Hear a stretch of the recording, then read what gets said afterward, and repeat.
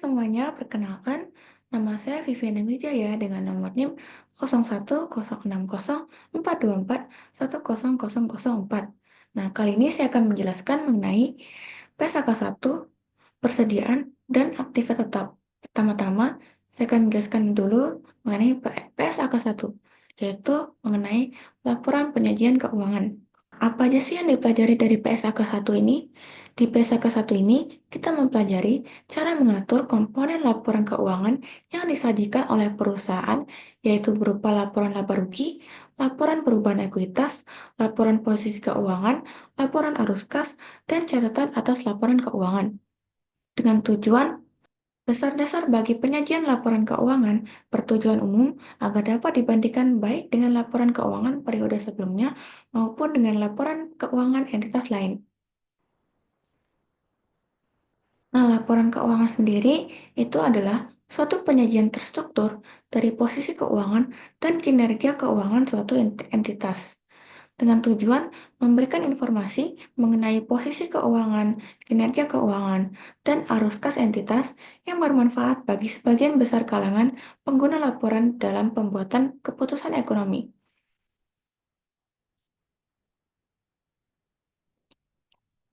Di laporan keuangan, itu ada posisi keuangan, laba rugi, perubahan ekuitas, dan arus kas.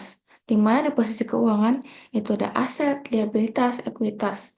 Lalu pada arus kas ada operasional, investasi, dan pendanaan. Di sini saya menggunakan laporan keuangan PT KB Forma.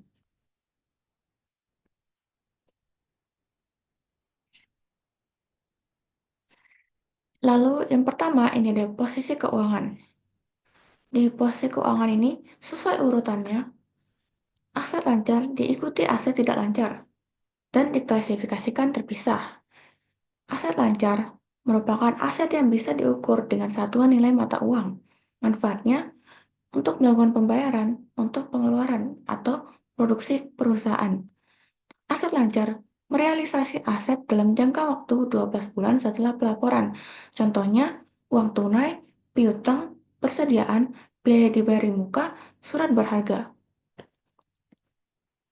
Di sini, pada laporan posisi keuangan PT KB Pharma untuk 31 Maret 2023, total aset lancarnya sebesar 17 triliun.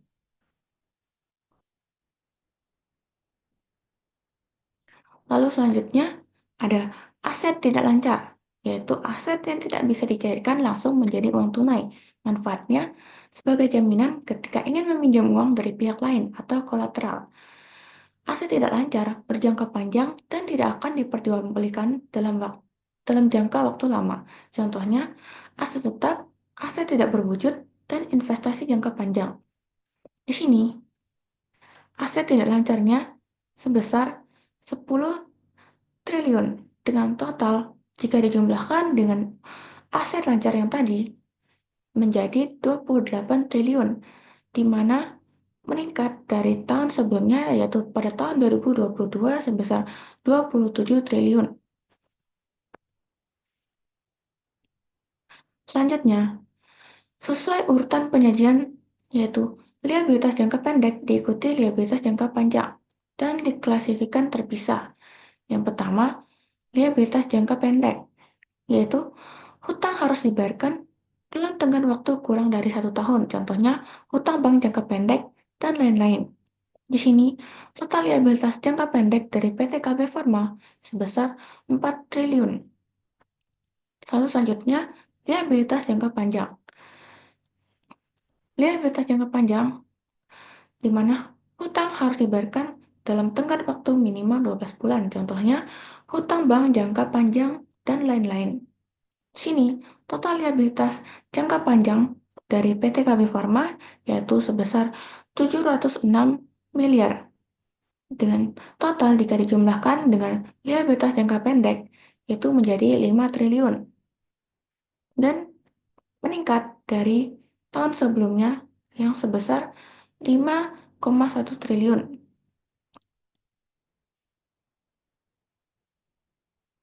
Selanjutnya ada ekuitas. Sesuai urutannya, liabilitas diikuti ekuitas. Yang pertama itu ada modal. Di sini terlihat pada laporannya ada modal saham, modal dasar, dan modal ditempatkan dan disetor. Lalu ekuitas ada hak non-pengendali dan ekuitas dapat didistribusikan kepada pemilik entitas induk dengan total ekuitasnya sebesar 22 triliun. Dan di sini jika dijumlahkan dengan liabilitas menjadi 28 triliun.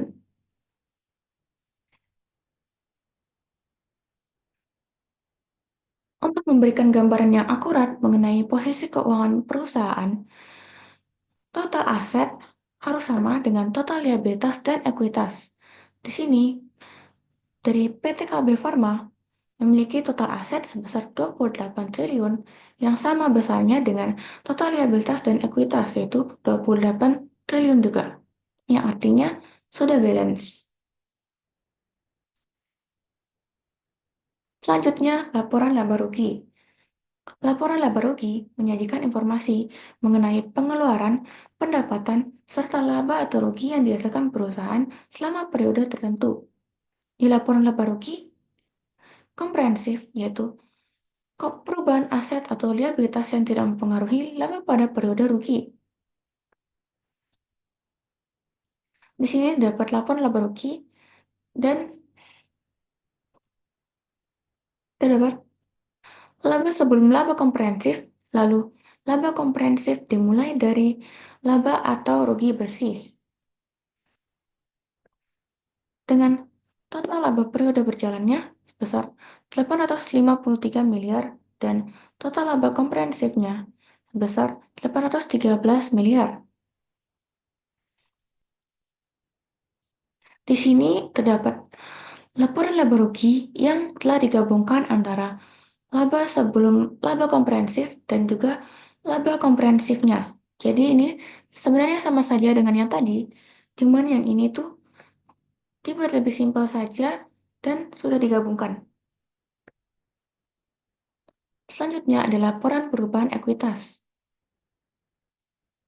Di sini terdapat saldo pada tanggal 31 Maret 2022 dan saldo pada tanggal 31 Maret 2023 dan terdapat pembagian dividen, penyetoran modal, dan lain-lain.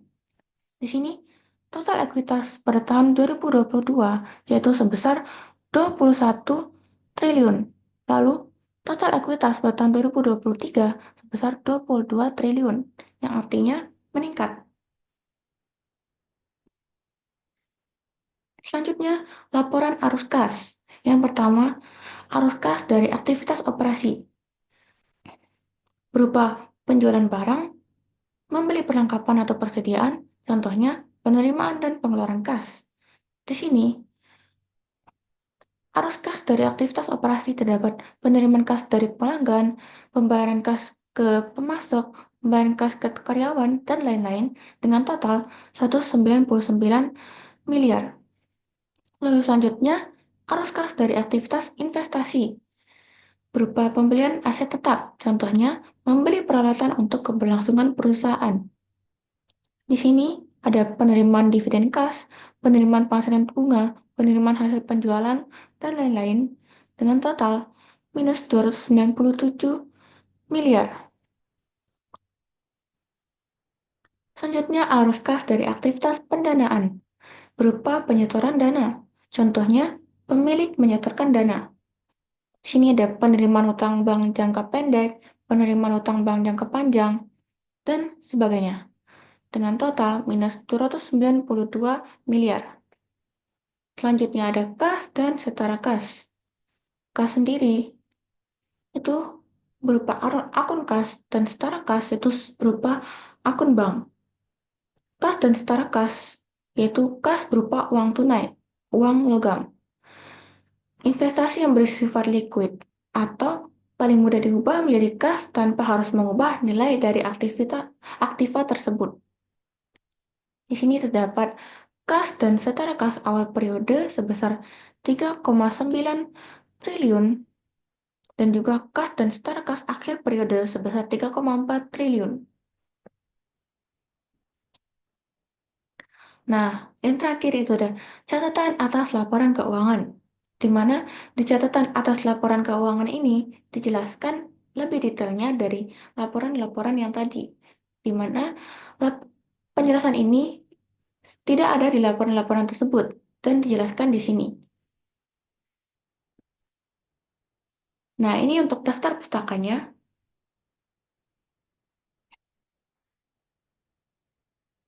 dan itu sudah selesai untuk penjelasan mengenai PSAK 1.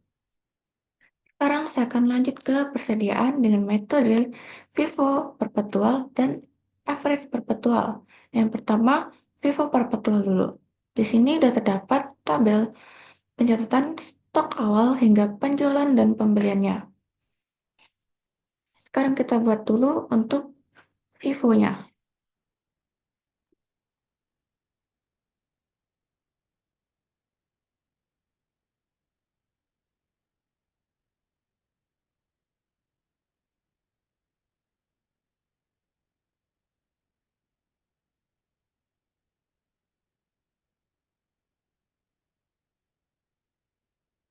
Oke, Bu.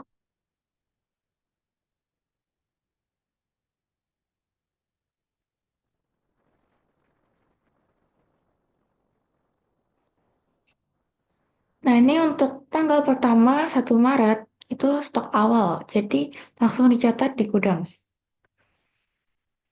Tulis dulu tanggalnya.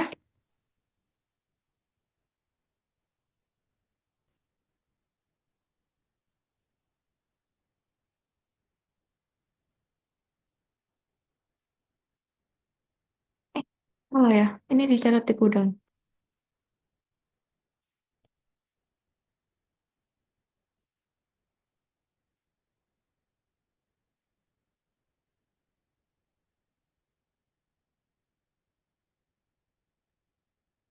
Untuk jumlahnya, tinggal dikalikan yang kuantitas dengan biaya per unitnya.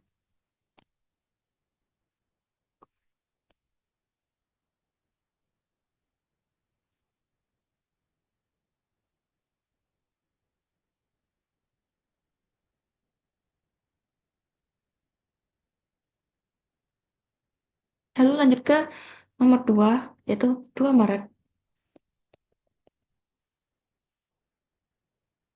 Itu penjualan, maka dicatat di bagian COGS sebanyak 3.000. Nah, untuk harganya kita ikuti dari harga yang tadi di stok awal, tidak mengikuti yang di tabel.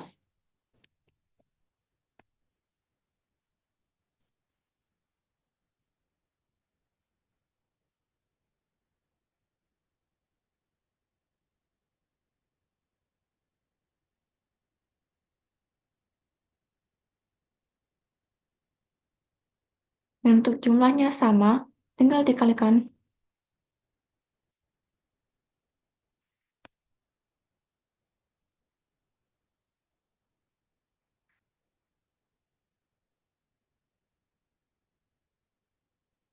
Nah, karena sudah dijual, maka persediaan di gudang menjadi berkurang. Sisanya itu kita kurangi saja. Sisa yang terakhir tadi 10.000 dikurangi dengan penjualannya 3.000.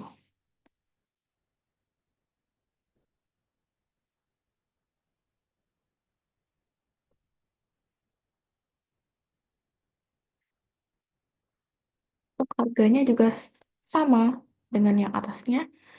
Ini dikalikan juga.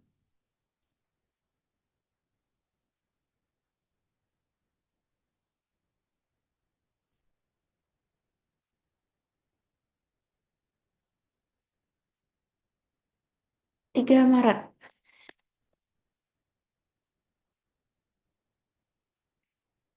itu pembelian. Maka catat di bagian pembelian. Sebanyak 1.000 dengan harga 10.000. Nah, untuk pembelian diikuti harga yang ada di tabel. Karena ini barang yang baru, bukan dari persediaan gudang.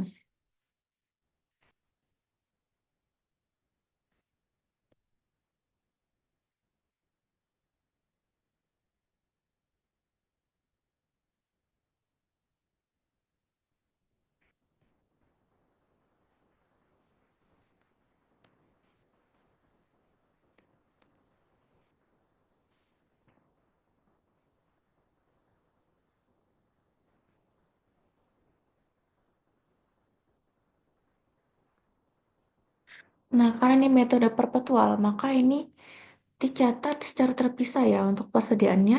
Jadi untuk yang tadi, itu tetap sama di copy dulu. Nah, untuk yang baru dibeli, itu diletakkan di bawahnya.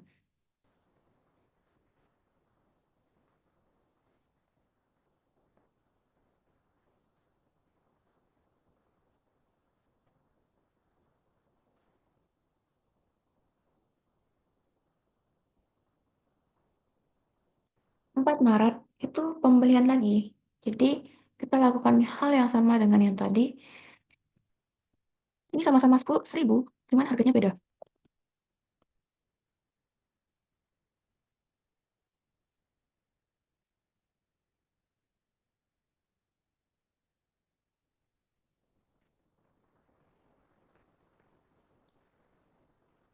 Maka dari itu, kita salin lagi yang tadi.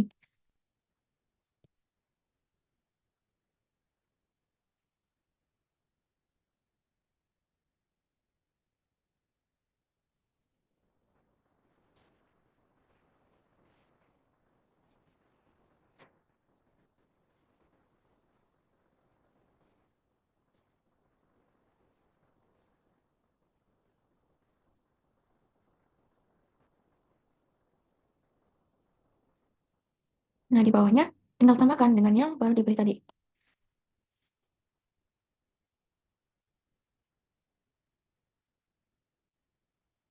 Nah, sudah selesai. Nah, sekarang lanjut ke tanggal 5 Maret. Itu ada penjualan. Untuk penjualan, kita catat di bagian COGS. Kita tulis kuantitasnya 2.000. Nah, untuk biayanya, karena ini first in, first out, jadi kita ambil yang paling pertama tadi, yaitu yang 7.000. Harganya juga mengikuti yang itu.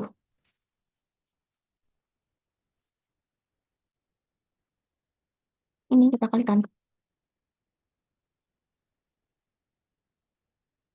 Nah, itu karena first in, first out ini diambil pada bagian 7.000, maka di persediaannya, ini yang pertama itu berkurang. 7.000 dikurangi dengan 2.000.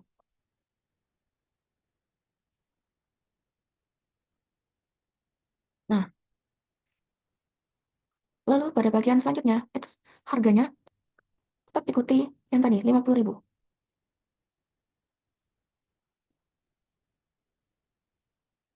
Lalu pada stok yang lainnya juga tetap sama.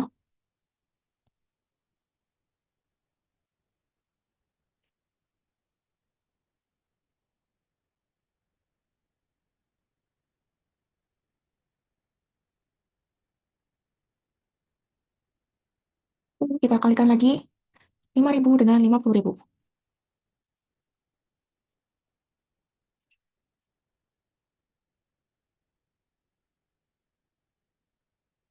Nah, itu sudah selesai. Tinggal kita ubah dulu formatnya menjadi accounting.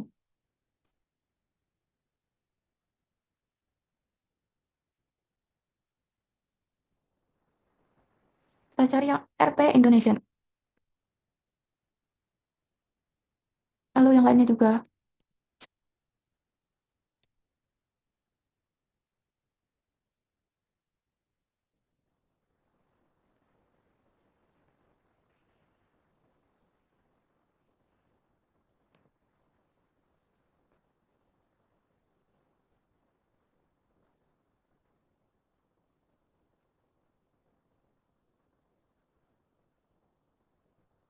Nah, itu semua sudah kita ubah formatnya menjadi RP semua.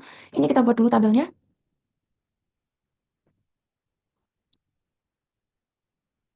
Setelah itu, kita bisa dapatkan harga pokok beban pokok penjualannya beserta persediaan akhirnya. Untuk beban pokok penjualannya,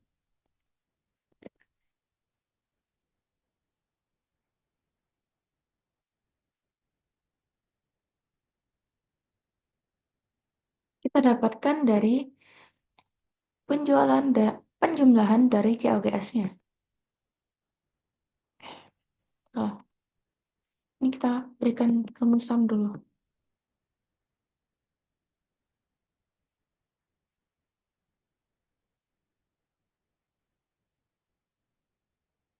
Nah, dan juga persediaan akhirnya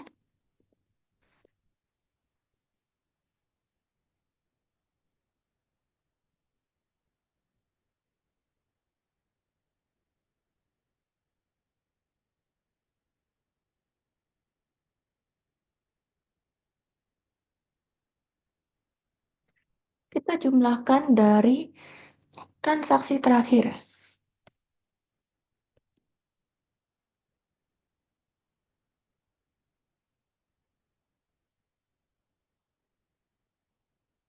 Iya. Nah, itu udah keluar beban pokok penjualannya 250 juta dan persen akhirnya 285 juta. Setelah itu kita bisa dapatkan laba bruto. Cara perhitungannya itu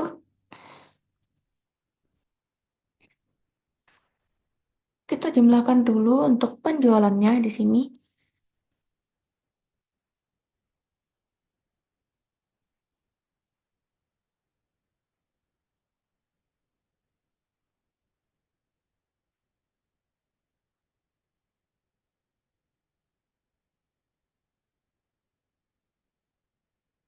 Kita kalikan dulu, lalu kita sum.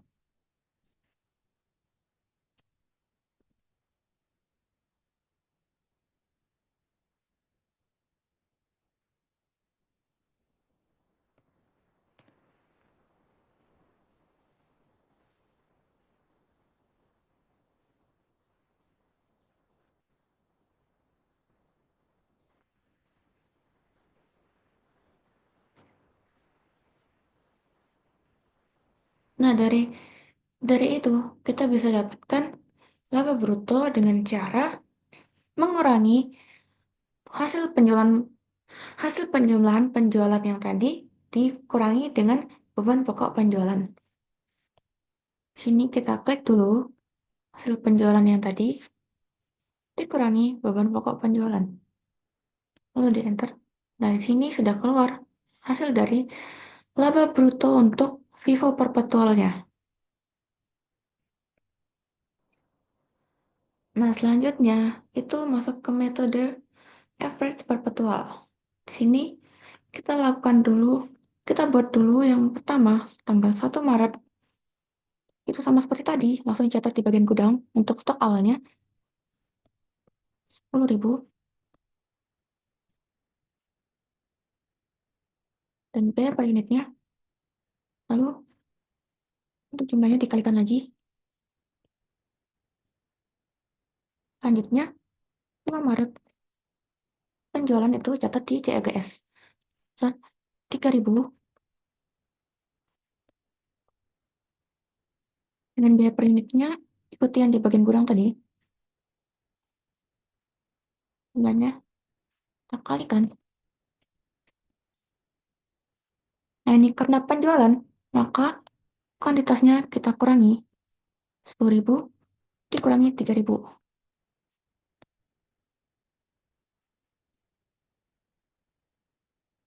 Biayanya juga ikuti yang di atas. Ini kita kalikan lagi.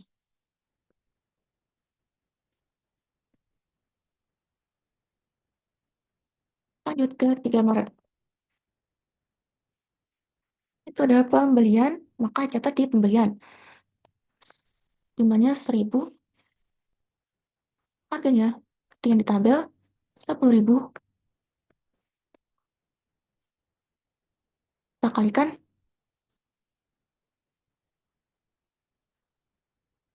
Nah, untuk di bagian average ini, di bagian gudangnya, kita jadikan satu. Jadi dengan cara di rata-rata. Tidak ditulis satu persatu seperti pada Vivo tadi. Nah, ini buat untuk kuantitasnya, karena di pembelian maka dijumlahkan. 7.000 dijumlahkan dengan 1.000. Lalu jumlah harganya kita jumlahkan.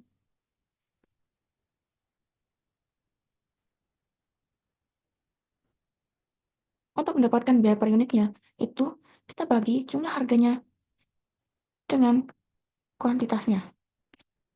Didapatkan per unitnya 45.000. Lanjut ke 4 Maret. Itu pembelian lagi sebesar 1.000. Harganya 25.000.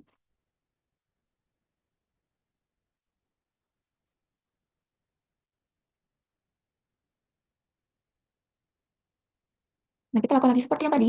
Dengan cara kuantitasnya kita jumlahkan. Nah, ini tinggal di-drag saja, langsung dijumlahkan otomatis. Ini juga.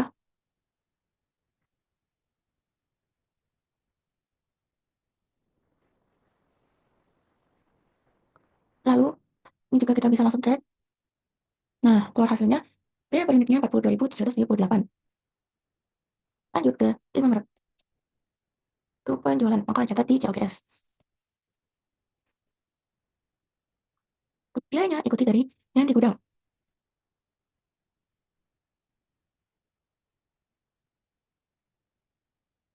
Mas, tadi ini kita kurangi.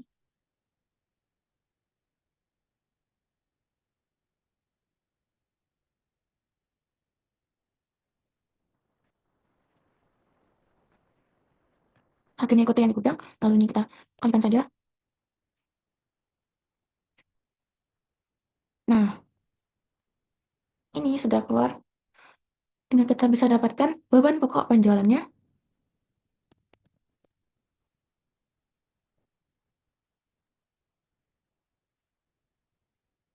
Kita bisa langsung jumlahkan dengan sum.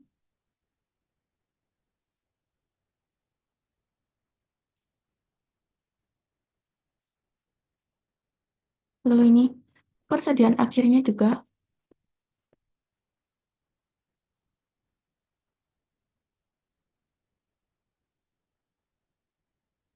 Ini langsung kita klik dari sini saja.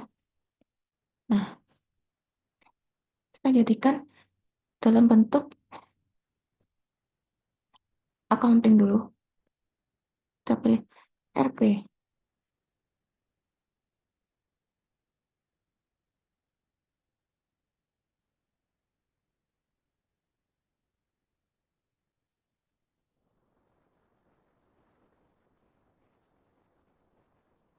Nah, ini kita buat dulu tabelnya. Sekarang kita bisa mencari laba bruto. Nah, sekarang ini kita bisa cari laba brutonya dengan cara kita mengurangi total penjualan tadi yang sudah kita cari dengan menguranginya dengan beban pokok penjualan. Nah, didapatkan hasilnya laba brutonya 49 juta. Setelah itu, saya akan lanjut ke metode penyusutan. Nah, di sini metode penyusutan itu ada tiga, yaitu straight line, unit of activity, dan double declining. Yang pertama ini kita ke metode straight line dulu. Di sini ada soalnya, pada tanggal 1 Maret, Mita membeli komputer seharga 12 juta dengan umur ekonomis 4 tahun atau setara dengan 15.000 gram dan memiliki nilai residu sebesar 200.000. Berikut rincian penggunaan komputer. Nah, di 2018 ada 3.000 gram, 2019 4.500 gram, 2020 3.750 gram, 2021 3.250 gram, dan di 2022 2.500 gram. Kenapa di sini ada 5 tahun? Karena di sini itu dimulai dari 1 Maret, di mana di 2018 itu artinya hanya bulan Maret sampai Desember. Sedangkan di 2000 Januari sampai Februarinya itu di tahun 2022. Maka itu sebenarnya tetap 4 tahun, tapi hanya beda di tahunnya saja. Pertama-tama, kita tulis dulu nilai buku.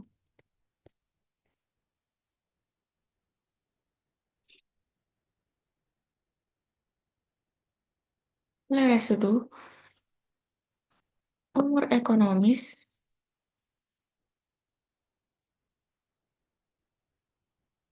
biaya yang dapat disusutkan.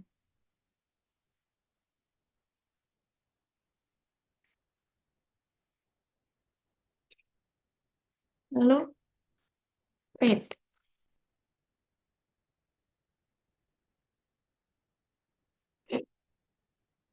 Nilai bukunya itu berarti dari 12 juta.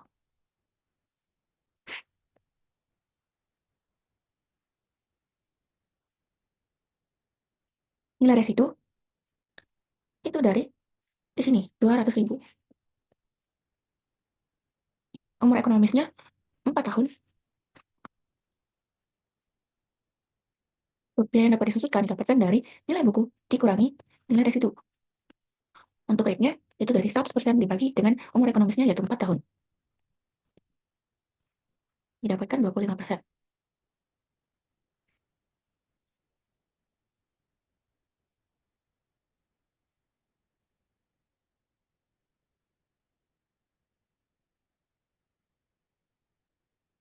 Sekarang kita buat tabelnya untuk mendapatkan permudahkan kita membuat metodenya. Pertama itu tahun.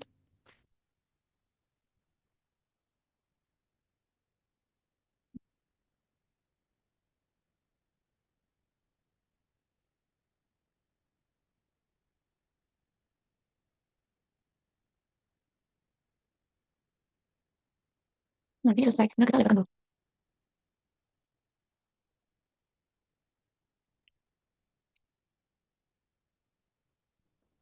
Sini ada tahun biaya dapat disebutkan tarif parsial dan juga pengunting instan, lalu akumulasi instan dan nilai buku akhir. Sini kita tulis dulu tahunnya.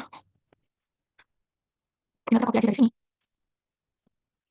Namun untuk 2018 ini kita tulis saja itu dari Maret sampai Desember.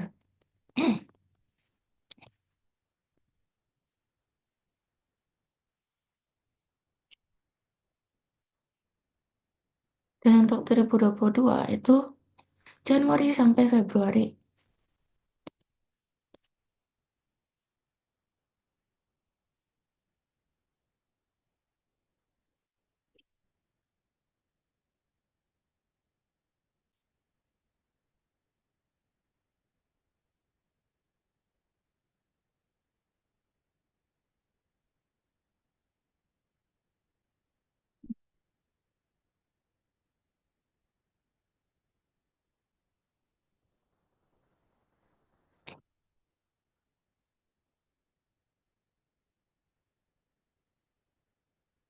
Sini untuk biaya yang dapat disusutkan itu kita ambil dari tabel sudah kita cari tadi, itu 11.800.000.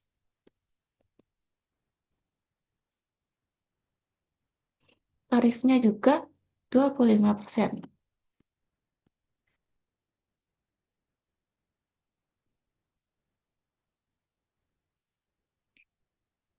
Ini untuk biaya dapat disusutkan beserta tarifnya itu sama dari 2018 sampai 2022. Maka dari itu kita tinggal drag saja.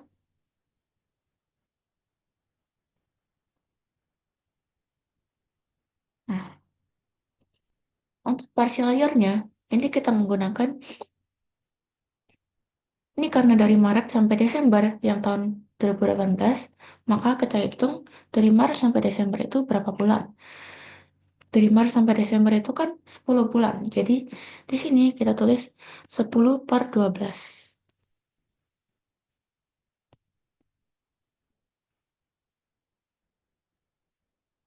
Lalu yang untuk 2022-nya juga itu Januari sampai Februari ada 2 bulan. Berarti 2/12. Untuk tahun lainnya karena menggunakan tahun yang utuh, maka ditulis 1.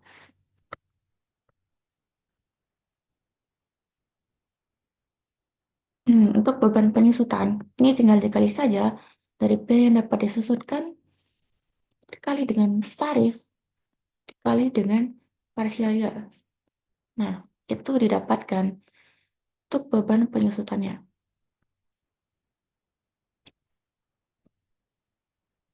Tinggal kita cek juga ke bawah.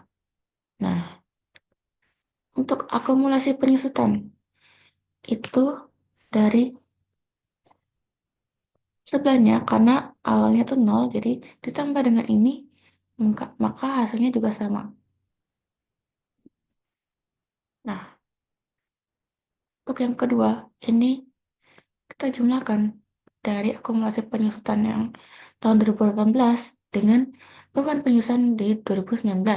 Jadi, akumulasi penyusutan ini akan terus bertambah dari setiap terjadi beban penyusutan yang akhirnya nanti di bagian akhirnya dari akumulasi penyusutan ini akan menghasilkan angka yang sama dengan biaya yang dapat disusutkan, yaitu 11.800.000.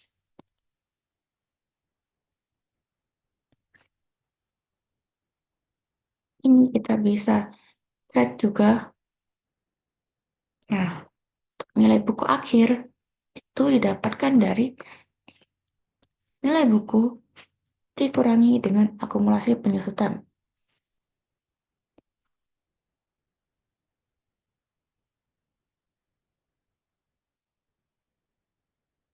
Ini kita bisa berikan string.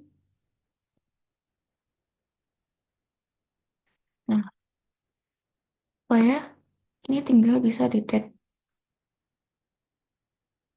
Nah, ini sudah didapatkan dan benar dari hasil akumulasi penyusutan yang paling bawah itu sama dengan biaya yang dapat disusutkan dan juga pada akhir nilai buku akhir itu angkanya sama dengan nilai residu yang berarti ini sudah benar untuk metode straight line penyusutannya.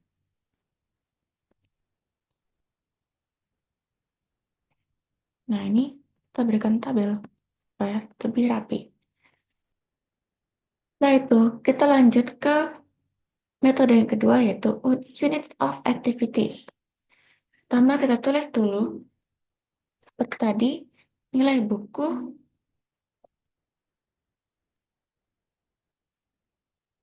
nilai residu, ekonomis,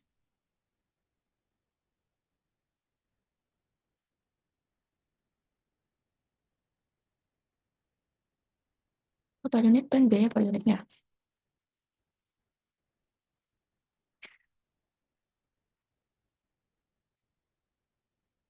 Nilai buku sama seperti tadi, 12.000, 12 juta.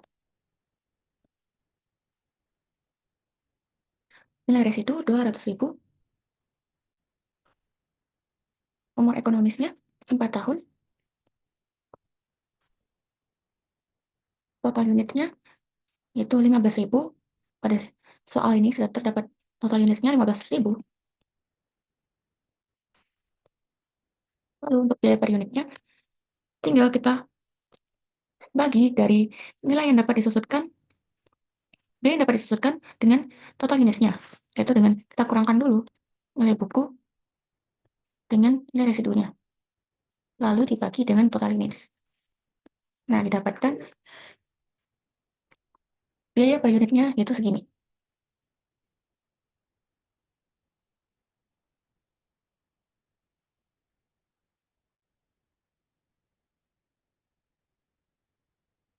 Mari kita pakai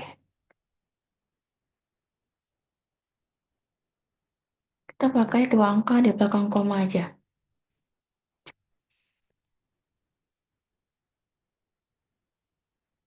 Lanjut, kita buat masuk ke metodenya. Itu yang pertama, tahun sama seperti tadi, unit aktivitas, biaya per unit,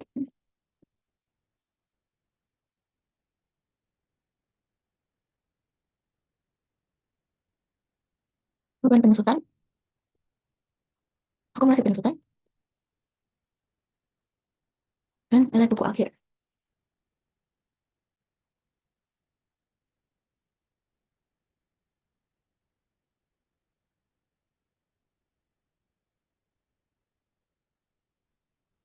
Tahunnya kita sama seperti tadi. Tuh, tinggal kita copy ke sini, kita tulis.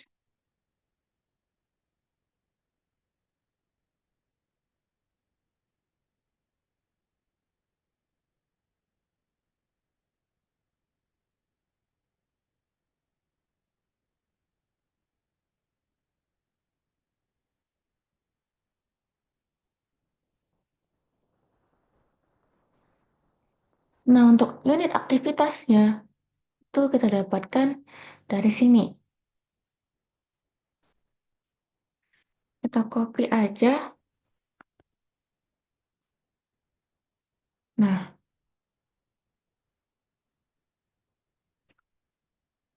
biaya per unitnya kita tulis dari sini juga. Nah,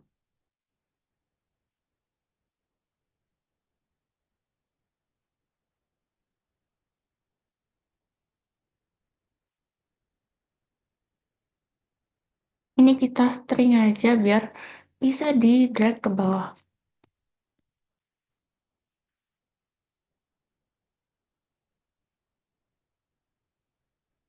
Nah, lalu beban penyusutan. Tinggal dikalikan saja unit aktivitas dengan biaya per unitnya.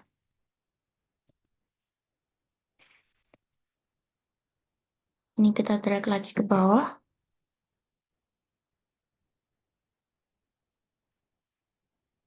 Kemudian penyusutannya di sini. Lalu yang kedua, ini ditambah dengan ini. Ini kita drag lagi.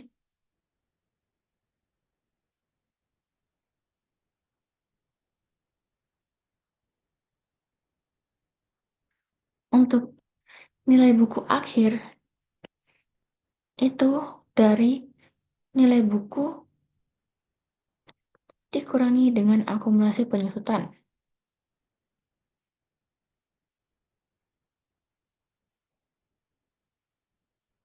Ini kita bisa berikan string juga. Nah,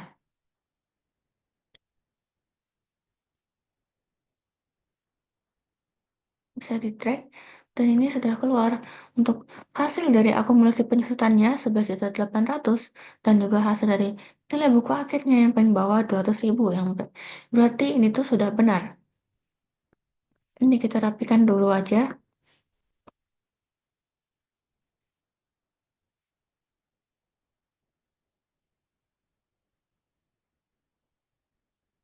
Kita berikan tabel.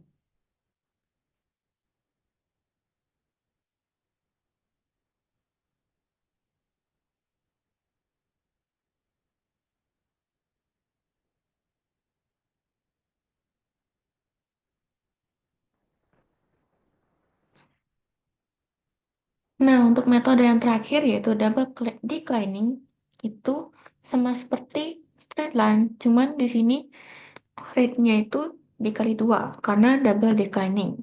Maka dari itu kita cari dulu 25% dikali 2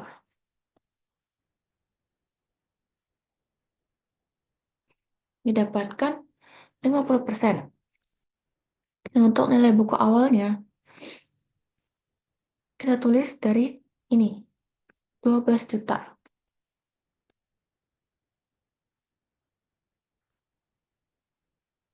Nah, untuk tarifnya ini nyatakan yang 50%.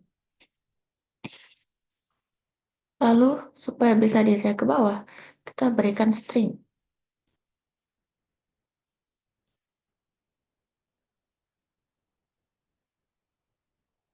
Di sini kita drag tapi tidak sampai tahun terakhir, karena untuk tahun terakhir kita menggunakan penyesuaian. Untuk partial year-nya, sama seperti yang tadi juga, tinggal kita copy aja.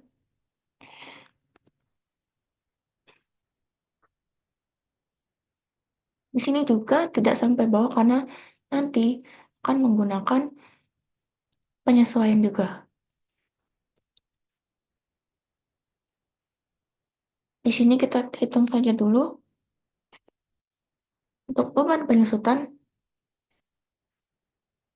tinggal dikalikan saja nilai buku awal dengan tarifnya, lalu partial year-nya. Ini juga akumulasi penyusutannya. Untuk nilai buku akhir itu dari nilai buku awal ini dikurangi dengan akumulasi penyusutan. Nah, bedanya di double declining ini, pada nilai buka awalnya tidak semuanya angkanya sama. Jadi untuk tahun berikutnya itu diambil dari nilai buku akhir tahun sebelumnya. Jadi di 2019 ini kita ambil nilai buku awalnya itu dari nilai buku akhir 2018.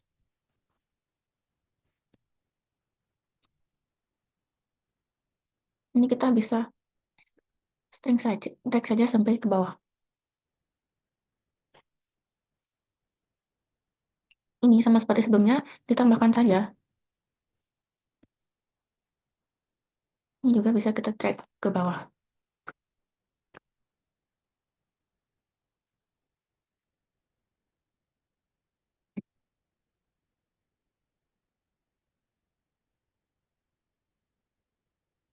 Lalu yang ini juga kita drag. Nah, tinggal ini angkanya kita pindahkan di sini. Lalu yang ini juga. Nah, itu sudah otomatis semua terisi. Nah, sekarang kita akan mengisi yang tahun 2022. Untuk tahun 2022 ini juga sama, tinggal kita ambil dari nilai buku akhirnya. Nah, di sini kita menginginkan supaya nilai residunya itu 200.000. Jadi kita ketik saja dulu 200.000. Di sini beban penyusutan kita bisa dapatkan dari 875.000 ini dikurangi dengan 200.000. Dan untuk akumulasi penyusutannya, ini kita dapatkan seperti biasanya, ini tinggal ditambahkan. Dan hasilnya akan menghasilkan biaya yang dapat disusutkan, itu 11.800. Dan nilai buku akhirnya 200.000, yang akhirnya ini, yang artinya ini tuh sudah benar.